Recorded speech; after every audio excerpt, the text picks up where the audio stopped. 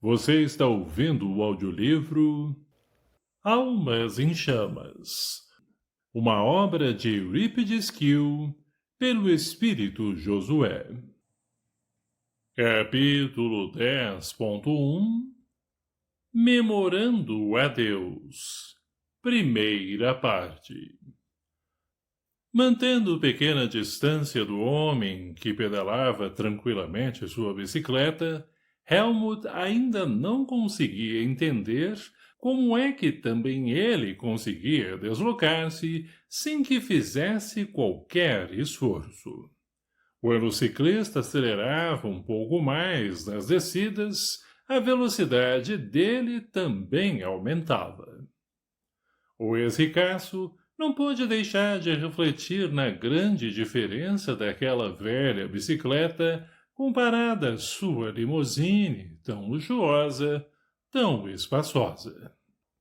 Na hora, teve a ideia de financiar um carro popular para cada empregado da H&H.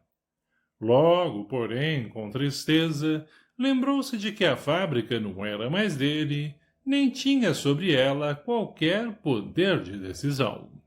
Contudo, as sementes evangélicas que Julius houvera semeado em seu coração, ali mesmo começaram a germinar, pois substituiu o pensamento por outro.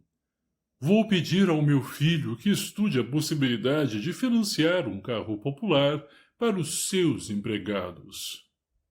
Quando Mauro chegou à sua casa e entrou, Helmut entrou também. Tudo evidenciava pobreza extrema. A casa tinha apenas 2 cômodos, cozinha e quarto, sendo que o sanitário era no quintal coletivo, já que naquela área próximas moravam outras famílias agrupadas em minúsculas casas como aquela. Oi, bem, disse o homem, beijando a esposa, que já estava nas lides domésticas. E o Maurinho? Não está nada bem. Precisamos levar ele ao médico. Mas como, meu Deus? Não temos dinheiro. Nosso filho não pode mais ficar sem assistência médica. Alguma coisa tem que ser feita para resolver o problema. Cada dia que passa é uma esperança que se vai. A mulher começou a chorar, sendo confortada pelo marido. Juntos foram até o quarto, onde uma criança de mais ou menos 4 anos dormia. Mauro pegou o filho carinhosamente e, abraçando-o, manteve-o junto ao peito, cobrindo-o de beijos. A criança acordou. Para espanto de Helmut, fez força para falar, mas só saíam sons cavernosos. O problema do Maurinho era dislalia, isto é, perturbação na emissão de palavras com emissão errônea de fonemas. Sabia que esse era o diagnóstico porque seu filho Cal, com menos de 2 anos, tinha apresentado a mesma patologia e foi curado graças aos excelentes médicos consultados e aos recursos fonoaudiólogos que lhe foram dispensados, inclusive sendo examinado por especialistas internacionais, o que custou bem caro. Na mesma hora, Helmut pensou: vou pagar o mesmo tratamento para este menino. Um segundo depois de ter tido essa ideia, teve que repensá-la. Deus me ajude a dar um jeito do Cal ver esse menino e, se eu puder, vou pedir que ele pague o tratamento. Para aumentar sua emoção, ouviu da mulher. Se ao menos o Dr. Helmut estivesse vivo, ele era tão bom para os empregados. Quando alguém da família ficava doente, ele mandava o médico vir atender. É verdade. Desde que ele morreu que as coisas mudaram para pior. Todo mundo tem medo até de pedir alguma coisa ao Dr. Cal, pois ele logo manda demitir. Helmut, lacrimoso e emocionado, refletiu. Não foi de graça nem por acaso que vi e ouvi tudo isso. Tenho que fazer alguma coisa para resolver essa situação. E se meu filho anda mesmo procedendo desse jeito, não podemos contar com ele. O verbo, no plural, dava notícias que no coração do ex-empresário o problema do Maurinho já não era só dos pais. Saiu do humilde casebre e, ao chegar ao portão, vislumbrou à sua frente a rua pobre do bairro distante. Sentiu-se perdido, sem saber o que fazer, onde e como ir buscar a ajuda para a criança. Agoniado, não tinha a menor ideia de qual direção deveria seguir, pois nem sabia como viera ter até aquele local. Ia já se entregando ao desespero, próprio dos instantes difíceis em que alguém perde a noção de onde está, quando levou um traiçoeiro empurrão que o lançou ao chão. — Então, meu velho, está perdido? Inquiriu um dos dois auxiliares de F.A. que a acompanhavam. Caído, subjugado pela força de um dos dois malfeitores espirituais que se preparava para desferir-lhe tremendo golpe, Helmut pensou na única chance de ser ajudado, o segurança que morava naquela casa. Qual se tivesse ouvido tal pensamento, Mauro saiu da casa para ir à padaria buscar pão e leite. Quando chegou ao portão, lembrou-se do clarão que vira na madrugada, olhou para o céu, onde o sol iniciava sua sublime rota doadora de luz, calor e vida. Pensou no ex-patrão. Mentalmente, orou. Meu Jesus, protege o Dr. Helmut onde quer que ele esteja. Helmut estava a poucos centímetros dele. Foi o suficiente. Em resposta àquela humilde prece, faíscas invisíveis ao autor, vindas de uma altura de poucos metros, formaram um círculo luminoso envolvendo os três espíritos maus, impedindo-os de qualquer movimento. F.A., mais uma vez, via frustrados seus planos contra Helmut. Vociferou contra o ex-ricaço.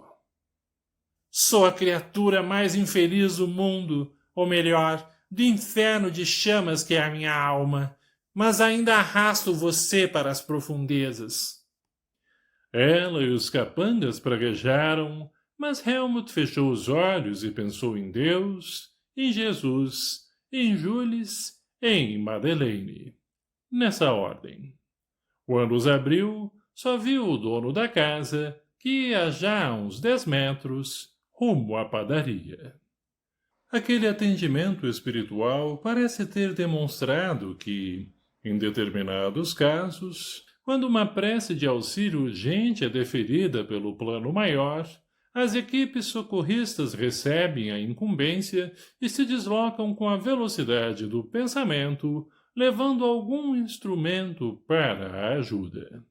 No caso, aquele que emitia raios luminosos com a capacidade de imobilizar aos quais são dirigidos. Helmut compreendeu que aquele humilde homem havia-o salvo das garras daquela mulher horrível, além da surra que lhe estava destinada. Seu senso prático possibilitou-lhe a análise correta do que havia sucedido. Ele próprio havia pensado em Deus, em Jesus, em Jules e em Madeleine, e isso foi uma prece. Mauro olhou, embevecido, para o céu, e, de certo, fez outra prece.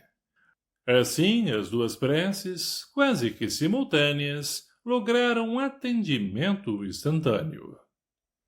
Helmut, naquele momento, qual se despertasse de um longo inverno na alma, que o deixara distante de Deus, ao Pai retornava. Compenetrou-se com fé inabalável quanto ao maior recurso concedido pelo Criador a todos os homens, a prece.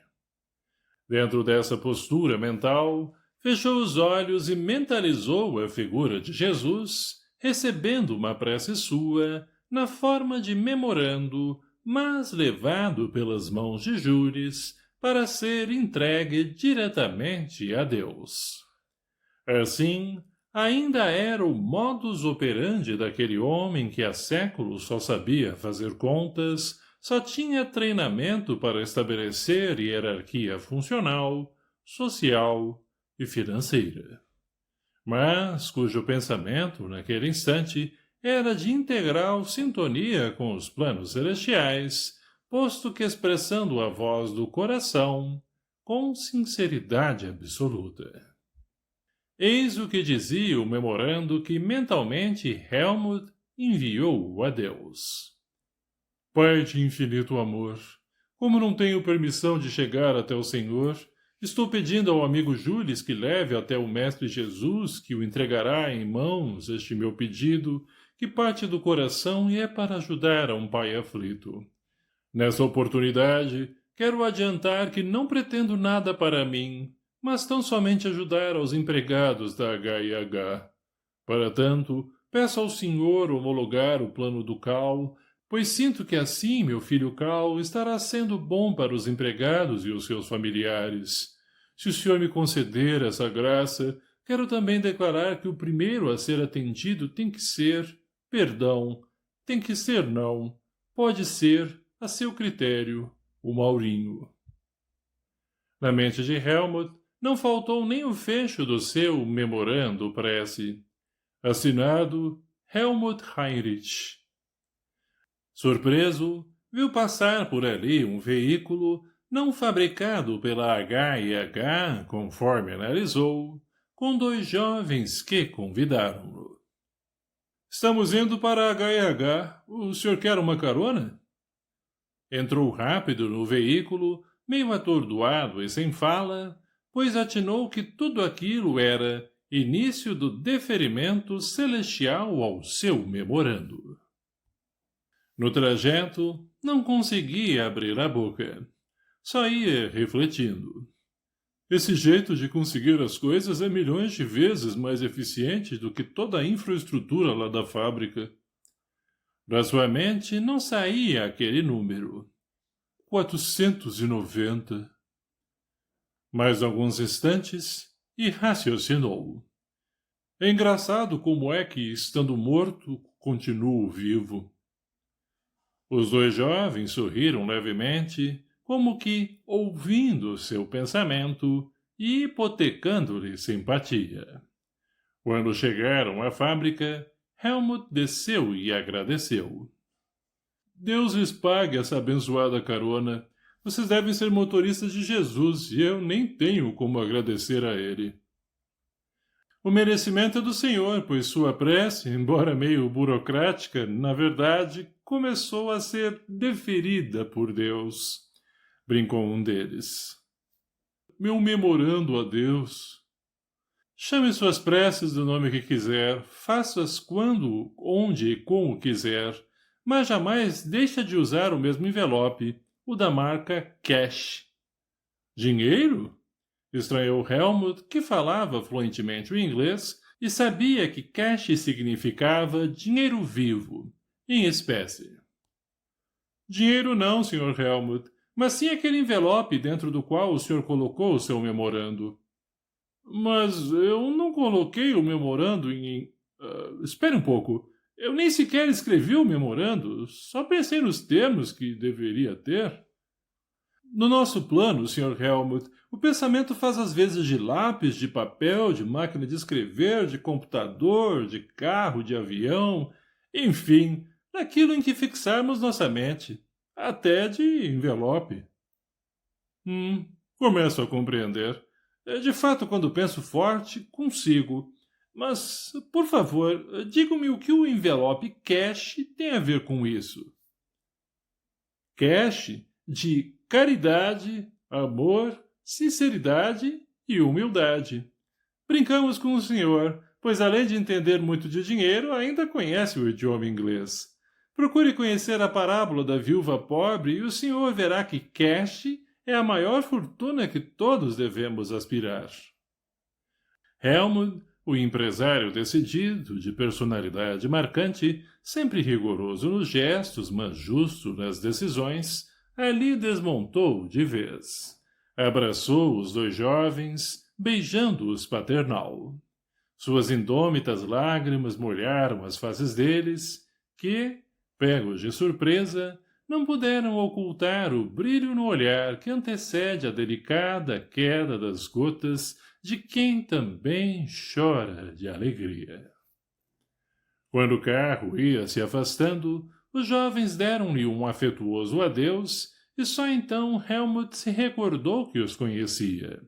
Eram aqueles padioleiros do posto de emergência vinculado à seara dos espíritos que o haviam socorrido quando do incêndio no pavilhão de pintura da H&H. Helmut adentrou na fábrica. Via agora, de forma oposta, aquele imenso patrimônio. Tudo fora seu, tivera poder absoluto sobre o fantástico complexo industrial, no entanto, perdera tudo aquilo em apenas um segundo. Essa reflexão ultrapassou em profundidade todos os pensamentos juntos que até então conseguira formular. Um segundo. Esse foi o tempo que Deus empregou para tirar de suas mãos a imensa fortuna que várias gerações haviam acumulado e na qual ele próprio empregara toda a sua vida. Um segundo. Naquele dia, logo após iniciada a atividade fabril, Cal tinha chegado e convocado uma reunião de diretoria, a qual Evaldo deveria assistir como assessor especial do presidente. Helmut chegou a tempo de assistir à reunião, ficando no fundo da grande sala de conferências. Pouco após, chegaram Jules e Madeleine, que também ficaram ao fundo. Fiquemos em preces, sugeriu Jules, acrescentando. Não será prudente que seu filho nos veja para que não haja interferência de nenhum de nós sobre as decisões que ele tomar. Iniciada a reunião, Cal informou aos diretores, que aliás eram os mesmos há vários anos, já que não houvera demissão alguma. Novos planos, senhores, novos planos. Os diretores entreolharam-se silenciosos. Vamos agitar as coisas por aqui. A seguir, ao comando de Cal, Evaldo projetou imagens do plano de reformulação industrial da H&H, dividindo-a em 2 departamentos, cada um com numerosos segmentos, os quais teriam supervisão dos empregados. Com isso, muitas seriam as promoções. Os diretores, gerentes e chefes dos atuais departamentos, querendo, poderiam escolher entre participar de concessionárias ou então permanecer ali mesmo, nos setores que melhor lhes fosse conveniente. Cal, eufórico, confirmou.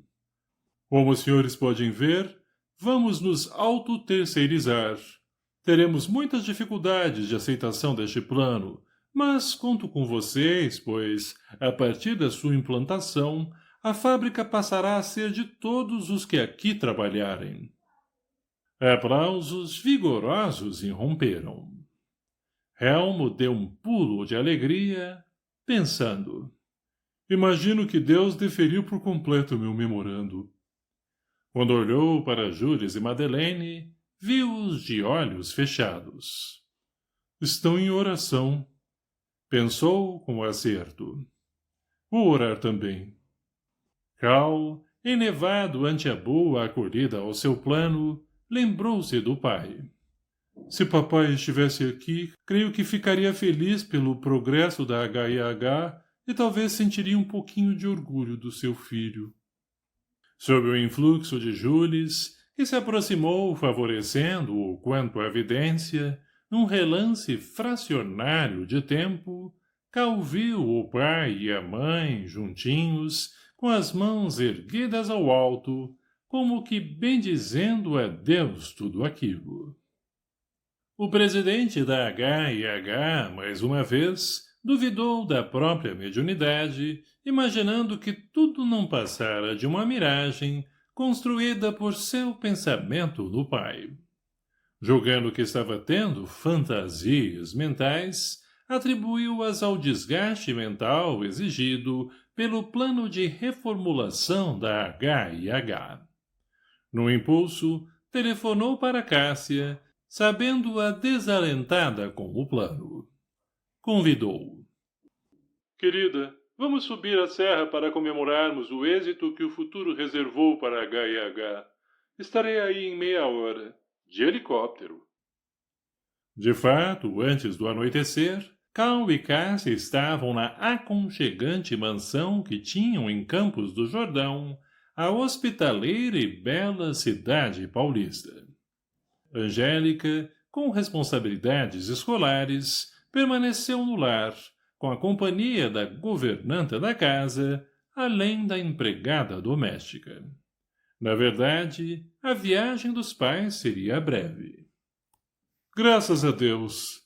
Exclamou Júris ao término da reunião da H&H. Como estou feliz! Considerou Madeleine. Minha irmã, é chegada a hora do seu retorno junto aos necessitados que estão sob o manto protetor da colônia na qual você tem obrigações. Por aqui, tendo a caridade de Jesus permitido sua presença nestes últimos dias, as coisas agora terão seu curso, com perspectivas de bom andamento. Sou grata a Deus, a Jesus e a você. Madeleine e Helmut olharam-se com tanta ternura, simbolizando juras de amor eterno, coração a coração. Abraçaram-se por longo tempo, nenhum dos dois pronunciou qualquer palavra. Desnecessárias mesmo. Helmut, com o coração apertado ao ver Madeleine afastar-se, perguntou a Júris. E eu, quando irei? E para onde?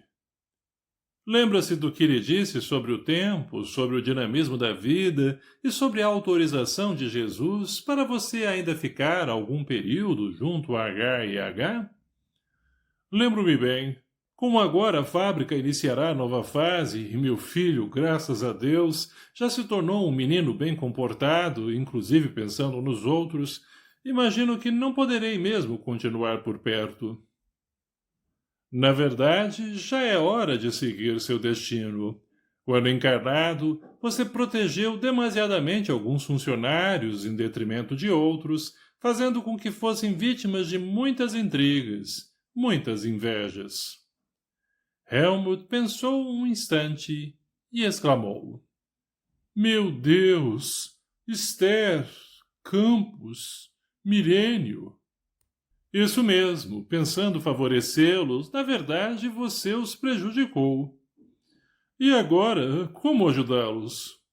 Com suas preces, dirigidas lá de onde você estagiará, talvez por uns 2 anos, na seara dos espíritos, para refazimento e estudos do Evangelho de Jesus, e depois para onde se transferir, em tarefas de auxílio a irmãos necessitados, de ambos os planos, encarnados e desencarnados.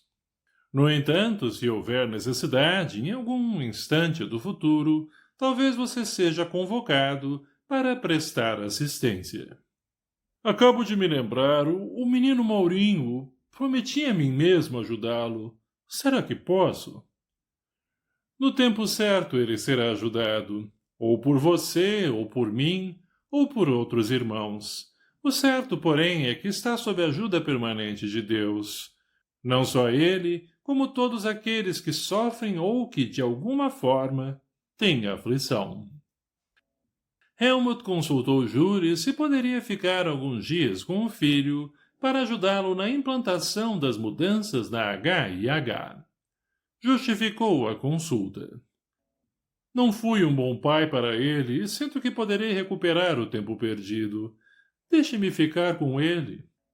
É muito nobre sua atitude, querendo resgatar o tempo perdido e buscando uma aproximação amorosa com seu filho. Mas temos primeiro que respeitar os desígnios divinos que sempre objetivam o bem de todas as criaturas. Só quero ajudá-lo nessa fase tão difícil da transição na fábrica. Não devemos jamais olvidar que Deus sabe o que é melhor para cada um dos seus filhos. No momento, sua presença junto a Cal nublaria todo o livre-arbítrio dele. Além disso, tal se caracterizaria como a ação indevida de um desencarnado sobre um encarnado, porque o objetivo visará a prosperidade terrena da HIH, não é mesmo? Helmut, com sentida humildade, concordou, baixando a cabeça. O amigo espiritual consolou-o. Suas preces alcançarão o coração dele, sendo essa a melhor ajuda. Você tem toda a razão, capitulou Helmut. Jules abraçou-o e, após um tempo de silêncio, incentivou-o. Cal está com boas intenções e certamente será ajudado pelo Mestre Jesus através do retorno de toda a obra que visa ajudar ao próximo. Não o verei mais? Como não? O amor é obra de Deus com a finalidade de aproximar as criaturas e dar-lhes felicidade, jamais infortúnios. Quando há necessidade de separações, como, por exemplo, nas desencarnações, serão episódicas sempre, não só pela imortalidade da alma, mas principalmente pela vida que segue pujante após a morte. Aliás, é justamente pelas sucessivas reencarnações que são ensejados a maioria dos reencontros. A saudade é o laço sublime que une os corações e mantém acesa a chama do amor durante o tempo que durarem tais separações.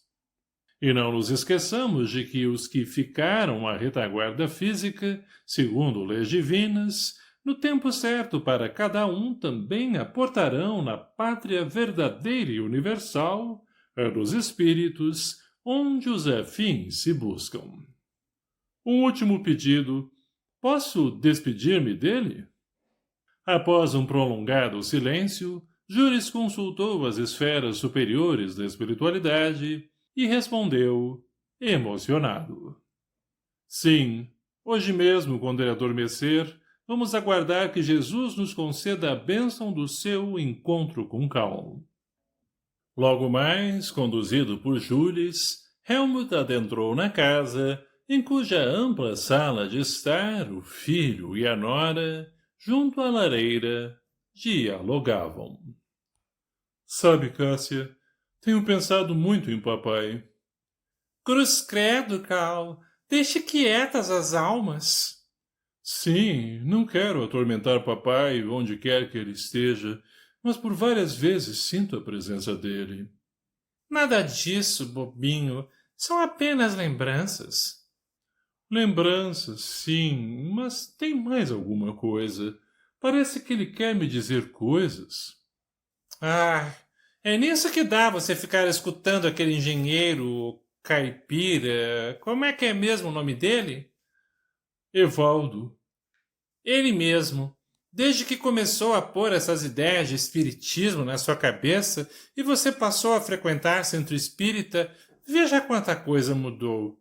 Você revirou a fábrica de pernas para o ar e ainda por cima começou a ler livros espíritas.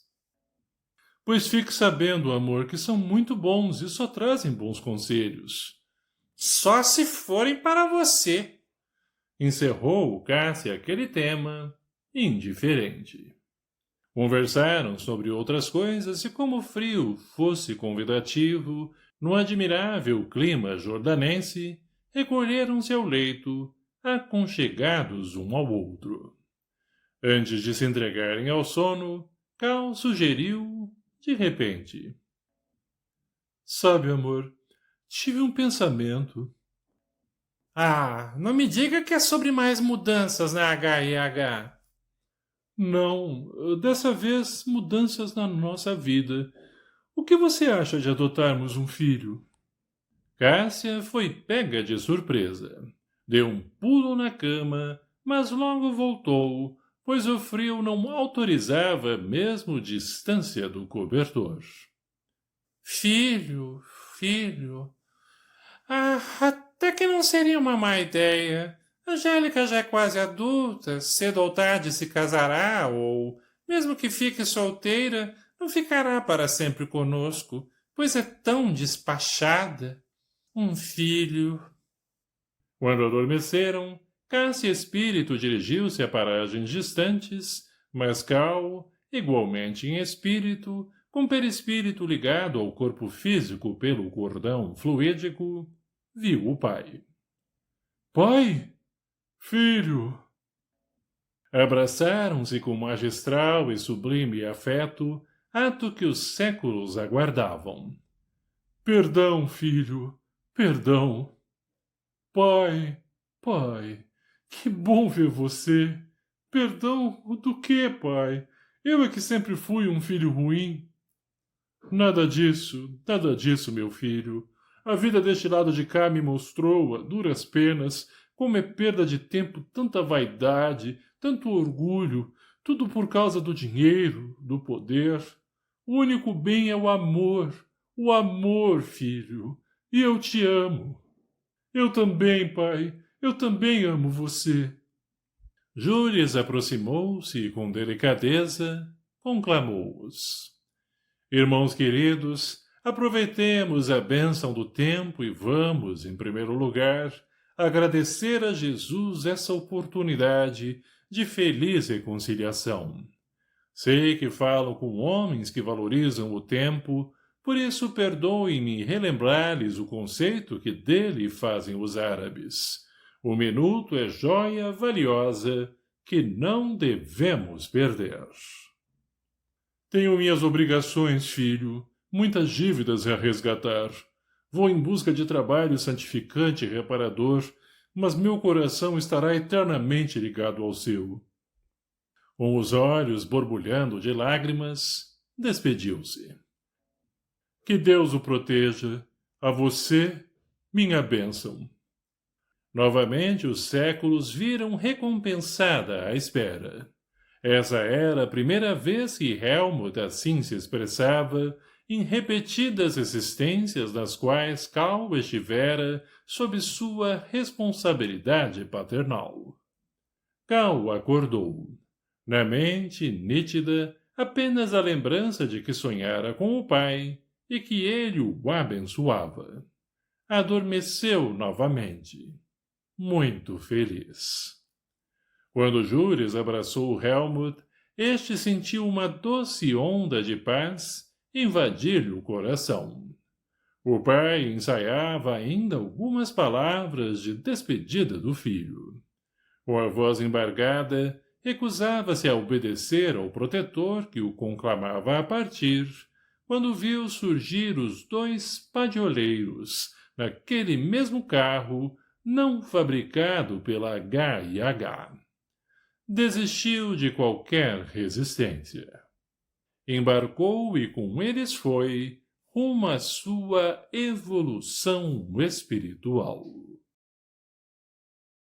Abençoado ouvinte do canal, obrigado por nos ouvir. Curta e compartilhe este vídeo para ajudar o nosso trabalho. Que Deus abençoe a todos. Obrigado.